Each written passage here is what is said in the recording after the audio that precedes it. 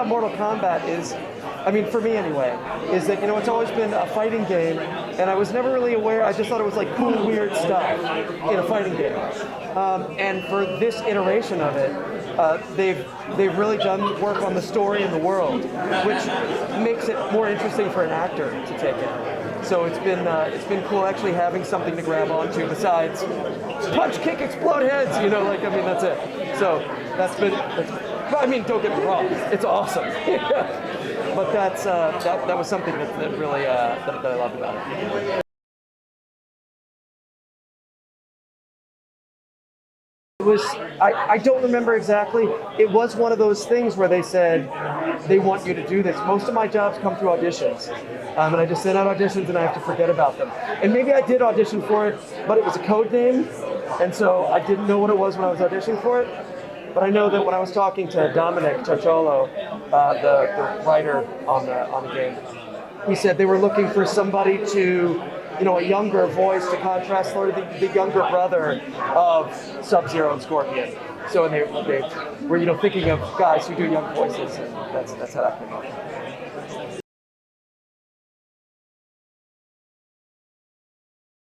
For this iteration of the game, it was really important for us to show the environments as Liu Kang would see them, right? We're essentially, with the reboot, this is Liu Kang's world, and so we really wanted to reflect that in the environment. So you'll see a lot brighter stages, you'll see more colorful backgrounds, and that's a direct reflection. This is how we remember this. And as far as my favorite one, we've seen hints of it, but I don't want to give away too much from, you've seen hints of it in the trailer. I'll leave it at that.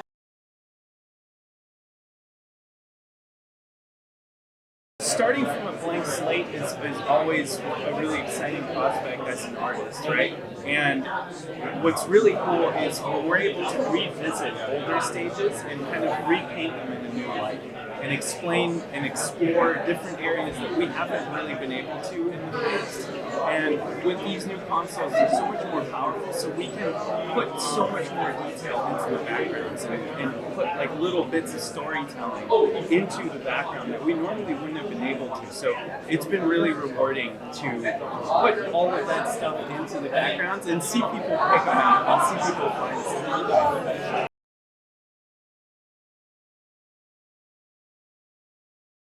You're right.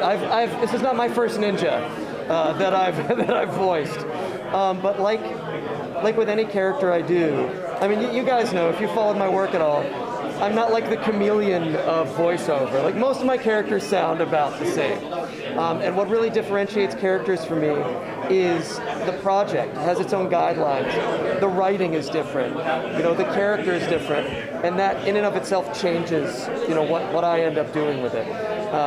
So it was fun for me to come to this fresh on Smoke, and to naturally I'm gonna some of my tendencies are gonna come in, and it's hopefully one of the reasons that they cast me.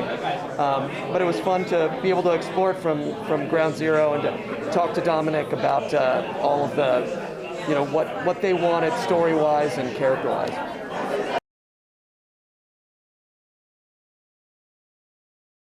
Absolutely, right? It's more of a reimagining, right? We still visit a lot of the similar, places that we visited in the past, but we really wanted them to feel very different. We really wanted the backgrounds and the characters' escape to feel very different than they have in the movies, right? And that is a direct, consequence of what happened at the end of MK11, right? Liu Kang kills Kronika, becomes Fire God Liu Kang, and remakes the entire universe. So we really wanted to reflect that in the original.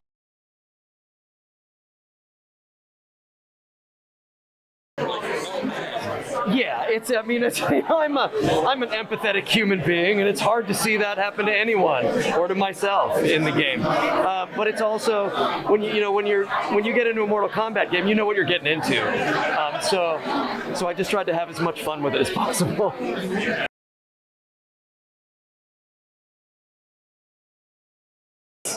When you start fresh, right, there's always challenges, and you always want to make sure that you are paying homage to the old games that came before, right? And it was about kind of treading that line of, how much do we reinvent here, and how much do we still, go back to the old game and make sure that things still feel recognizable. And that goes for character design, that goes for environment design, that goes for everything.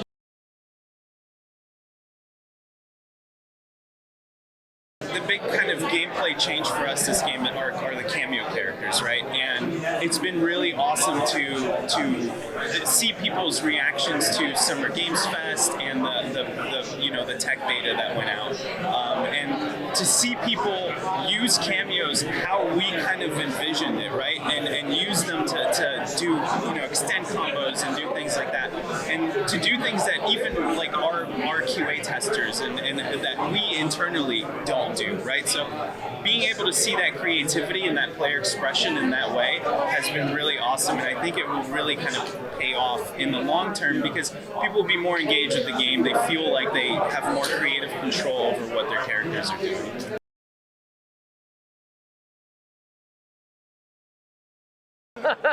It's part of the deal. When you're an actor who does a lot of voice acting, you've got to learn to die really well in so many different ways. Louder, quieter, longer, on fire, electrocuted, and then of course, because it's a Mortal Kombat game, you're like, how do you make the sound of your spleen exploding through your chest? So it was actually kind of fun because it's even more specific. They get even more specific when. So it was a challenge, as it always is, but my job is basically to die, so I jumped right in.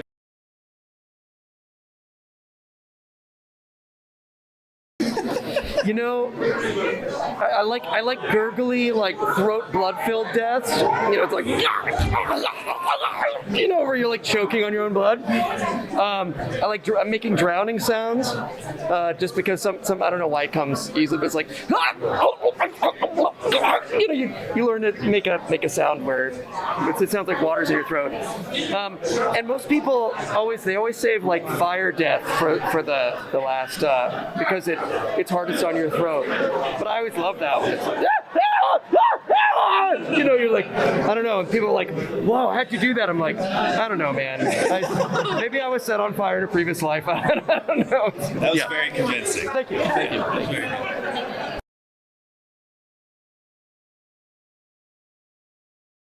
It was really exciting for us because, when we have a console jump and a generation jump like that, we have so many more tools available to us, right? So we're able to put the kind of fidelity that we've always wanted to. So like things like if you notice a blood splatter on the environment, we have different kinds of blood splatters. So like you have like drippy blood that leaves little circles. We have splatter blood that like will splatter on walls and stuff. So being able to have that kind of fidelity and to be able to tell that kind of story, right, of how the fight played out that's been really exciting to see.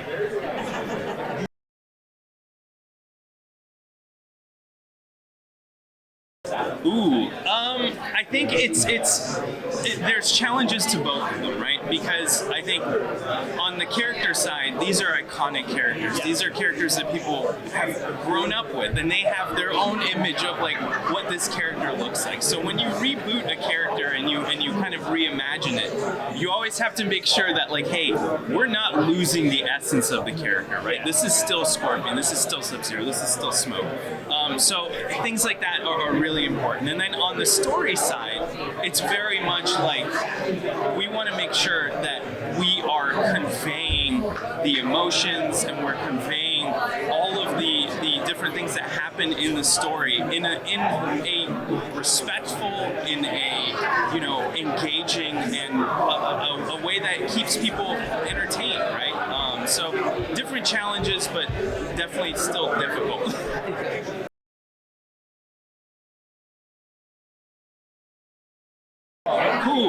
If you were to go from early speeds to final concept art to blocking them out to doing mocap to animating them to doing effects to put them in game, it's about 6 to 7 months. Yeah, long time. A lot of stuff.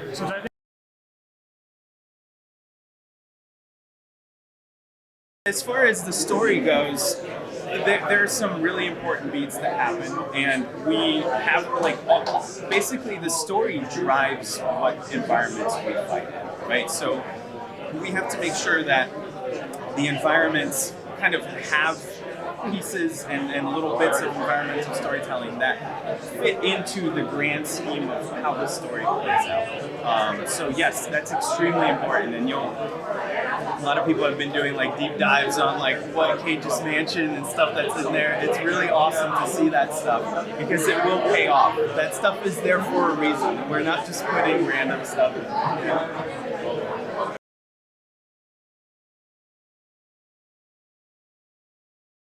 Sure. I mean, the big thing is making sure you're passionate about it. That is the number one thing about being in video game development. It's or not in acting, honestly. Yeah. Right? Same. Yes. I would recommend the same thing. Yeah. You have to have that passion. You have to be self-driven, and you have to want to be there, right, and be successful in that field. Other than that, I recommend if you want to be an artist, go to art school. Having solid art fundamentals is really important. As far as if you want to improve your modeling skills and things like that, that is also like you can very easily pick that up online. There's a lot of different self-taught people that are incredible artists. So there's different paths to take, but the number one thing is really you have to be passionate about it. Yeah. You have to live and breathe this stuff. Same on this end. Fall in love with acting and storytelling, because there's a lot of the time you're doing it, especially at the beginning, but even sometimes later on down the line, you're not going to be getting paid for it. So if you're not getting paid for it, the only reason you got to do it is because you love it. Yeah. So you got to just explore it, find out if it's something that you're super passionate about, and then there are great resources online. A friend of mine who's a great voice actor, D. Bradley Baker, has a website called iwanttobeavoiceactor.com. Really? And he's so great. It's absolutely free to just go and it's a vault of information. And my wife and I wrote a book called Voiceover Voice Actor that maybe is in your library, get on Amazon, and it breaks down a lot of the stuff that we did and that how the business works. Yeah.